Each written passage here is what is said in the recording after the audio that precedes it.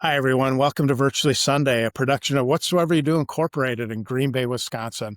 My name's Tony Pickler, Executive Director for Envision Greater Green Bay. I've been reading a very dark historical account of post-World War II Greece entitled Eleni.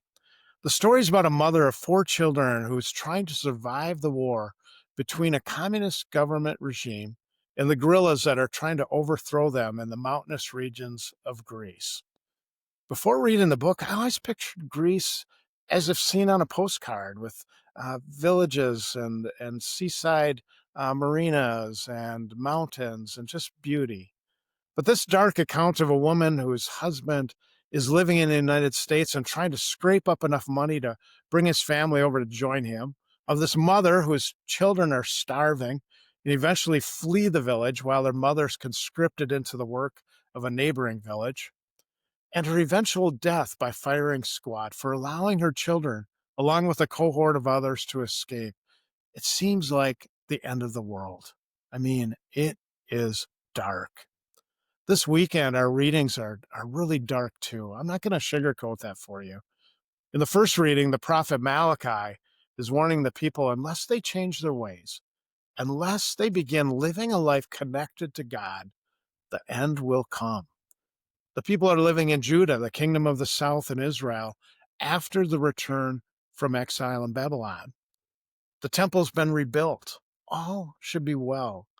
Their life probably should have been one of gratitude for a safe return, a reestablishment of their religious practices, and a more normal life that they had enjoyed in pre-exile days.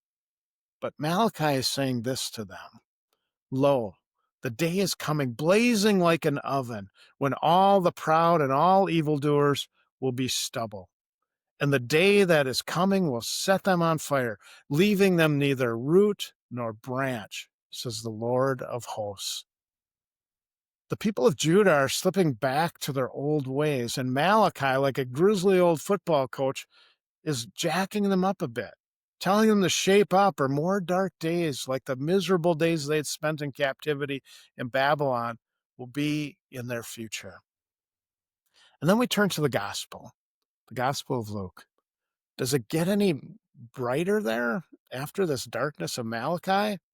I hate to be the one who provides a spoiler alert, but the shorter answer is no. Here is what Jesus tells his followers in this passage from Luke's Gospel. Jesus answered, "See that you not be deceived. For many will come in my name, saying, I am he, and the time has come. Do not follow them. When you hear of wars and insurrections, do not be terrified, for such things must happen first, but it will not immediately be the end." Then he said to them, "Nation will rise against nation and kingdom against kingdom. There will be powerful earthquakes, famines, and plagues from place to place, and awesome sights and mighty signs will come from the sky." Does that sound familiar? Nation against nation, earthquakes, famines, plagues. It's almost as if Luke has transported Jesus into our own century, the 20th century, for this gospel story. But think about it. Luke's writing sometime between 75 and 85 of the Common Era. He experienced the destruction of the temple again in Jerusalem in the year 70. Christians were being persecuted. Dark days were abounding. And Jesus is foretelling his followers that all of this will happen, not only in their times, but in future times. Maybe even in our time. Really, in all times. But here's a key. He says the end isn't near yet. Just because it seems like the end of the world doesn't mean it is the end of the world. He says all of this darkness and destruction, suffering and despair will not immediately be the end. So what's that mean for us as followers of Jesus? I think Jesus is giving us a clear picture of what the Christian life, a life patterned after his own life, will entail. Suffering's a part of the package. Unless Unlike the prosperity gospel folks who claim that the more you believe, the more your life will be blessed with riches, the true life of a Christian includes suffering. Why wouldn't it? Suffering's baked right in the very essence of what it means to be Christian. But here's the key. That suffering's not the end. There is resurrection after suffering. There is life after death. Even the little deaths that we experience each and every day. You don't believe me? Just think back over your own life as I do my own. Haven't you experienced resurrections, bright days after some of your darkest days?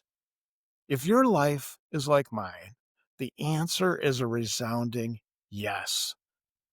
If you don't believe me, then let's go back and listen to how the prophet Malachi finishes up that first reading. Malachi tells the people, "For you who fear my name, there will arise the Sun of Justice with its healing rays." It is this final line that gives us the hint of what is to come on one of these final days of the church year prior to Advent. The people cannot really get out of this darkness all by themselves, relying solely on their own power. They need the help of a higher power. The sun will rise after dark days, just as Malachi prophesies. But as Christians, we believe that the Son of Justice, the S-O-N, Son of Justice, the Christ, will eventually come to show the people another way, a way rooted in love. And that's our hope and prayer as we conclude this church year. The days are getting darker. The news seems to be getting darker. But in a mere 6 weeks, the corner will be turned. The sun will rise a little earlier and stick around a little later. We'll celebrate the birth of the Prince of Peace, and hopefully we'll experience the love and peace that this new life, this resurrected life, promises. Have a great week, everyone.